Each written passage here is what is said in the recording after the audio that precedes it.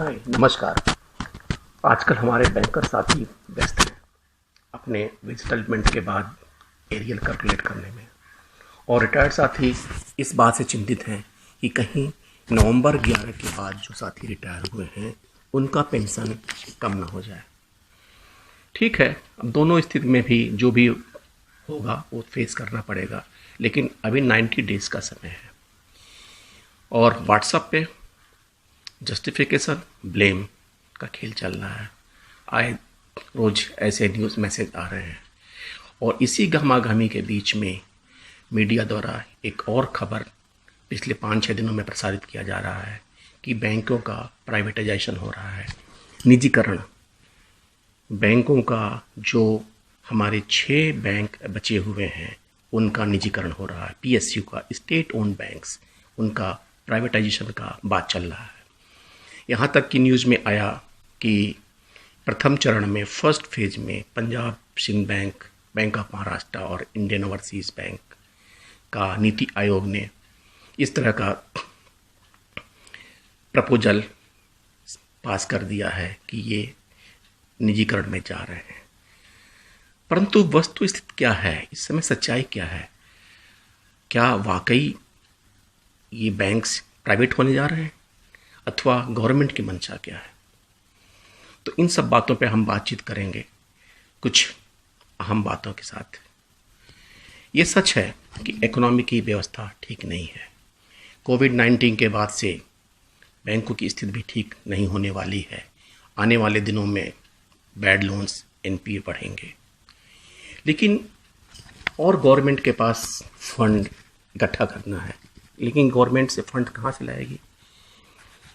तो गवर्नमेंट सोच रही है कि हम अपनी हिस्सेदारी बेच के, हो सकता है बैंकों के लिए भी हो, और अभी हाल ही में DIPAM, आप समझ रहे हैं, department of investment and public asset management department, जो मिनिस्ट्री ऑफ फाइनेंस से गवर्न होता है, उससे सेक्रेटरी मिस्टर तुहिन कांत पांडे ने अभी एक फीकी के आयोजन संगोष्ठी में कहा कि गवर्नमेंट इस बात पे विचार कर रही है कि बैंकों का प्राइवेटाइजेशन कर दिया जाए, क्योंकि कंसोलिडेशन हो चुका। अब वो अधिक कंसोलिडेशन या मर्जर के पक्ष में नहीं है, तो फिर क्या करेंगे? किन्हीं किन्हीं बैंकों में गवर्नमेंट की हिस्सेदारी 75% हो गई है, तो वो चाहते हैं कि इसको हम सेल करके, बैंकों को प्राइवेट करके पैसा इकट्ठा करें। ये वाजिब है या नहीं वाजिब है, ये सेकेंड बात है, लेकिन अभी चर्चा ये चल रही है। कुछ जगह ये भी खबर आ रही है कि ब्लूप्रिंट तैयार हो गया है, लेकिन आज वस्तु स्थिति ये है कि अभी कैबिनेट में इस प्रकार का कोई प्रपोजल पारित नहीं हुआ है, न अथवा अभी कंसल्टेशन के लिए कैबिनेट के पास रखा गया है। हाँ, विभिन्न कमेटियों द्वारा इस बात पर जोर दिया जा रहा है कि स्ट्रेटजिक सेक्टर में, डी इन्वेस्टमेंट के स्ट्रेटजिक सेक्टर में, जहाँ में बैंक और बीमा भी आते हैं, वहाँ से इन ऑर्गेनाइजेशन 4 या 5 ऑर्गेनाइजेशन रहेंगे।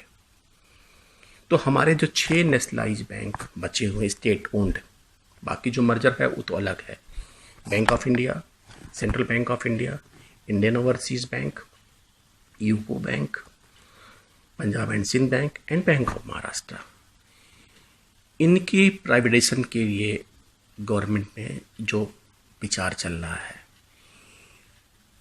इसका क्या असर होगा ये अभी कोई नहीं बना सकता, क्योंकि मिनिस्ट्री ऑफ फाइनेंस से कोई भी अधिकारी इस पे अपना कमेंट देने को तैयार नहीं है। कोई इस पे अपना कोई कमेंट नहीं दे रहा है, लेकिन मीडिया में राइटर, जो हमारा प्रेस के हैं एजेंसी है, उनके खबरों के माध्यम से ये खबर आ रही है। अगर इसको हम संक्षेप में कहें तो अभी सरकार की तरफ से संशय की स्थिति बनी हुई है, वेट एंड वॉच की स्थिति है। कारण कि बैंकों के जो बैड लोन्स हैं, जो सितंबर 19 में 9.35 लाख ट्रिलियन थे, अब सितंबर 20 में क्या होंगे? EMI एक्सटेंशन के बाद, कोविड के जो इफेक्ट है, उन सब के बाद क्या होगा? अगर हम प्राइवेट करने चाहते हैं तो इतने बैड लोन के साथ कोई प्राइवेट प्लेयर इसको खरीदना चाहेगा? और ख़रीदना चाहेगा तो हमारे इसका सेल वैल्यू क्या लगेगी? इन सब स्थितियों का आकलन करने के बाद ही सरकार यानी सितंबर 20 के बाद ही कोई विचार कर सकती है। आज के दिन में अभी ऐसी कोई प्रस्ताव लंबित नहीं है, लेकिन वेट एंड वॉच की स्थिति बनी हुई है। गवर्नमेंट भी इसको वेट एंड वॉच की स्थिति बनाए रखे हुए है। प्राइवेटाइजेशन इज क्या ऑप्शन है? नहीं।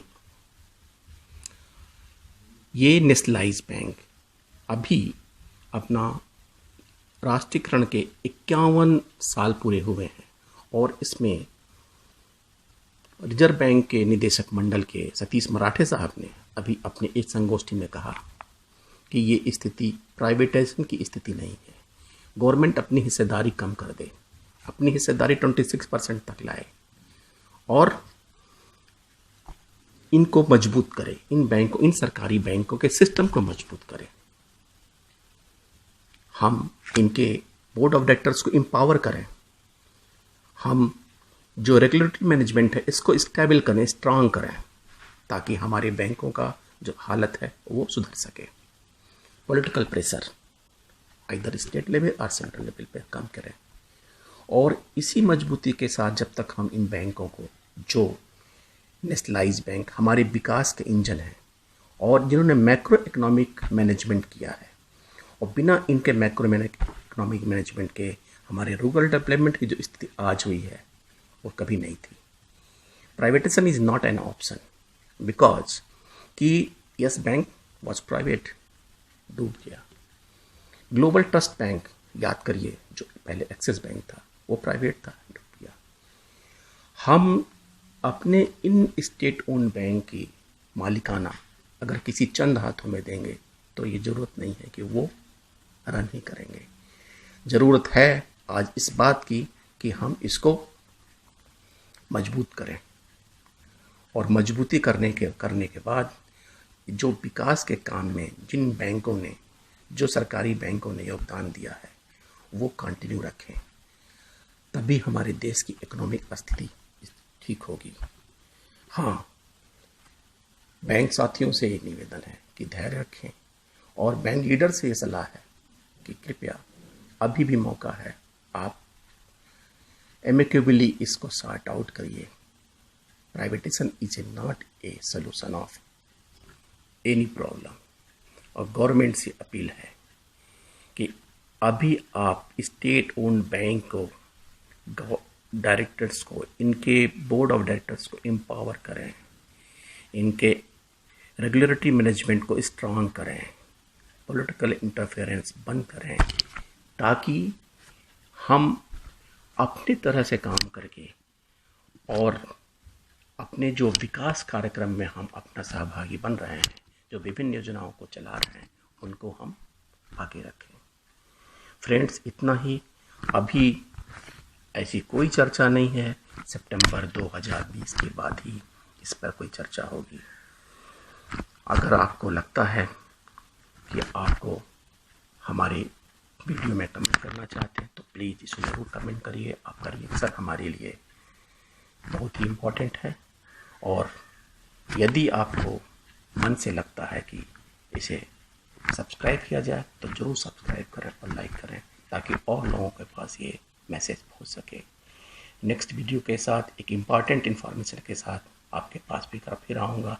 तब तक के लिए धन्यवाद, नमस्कार।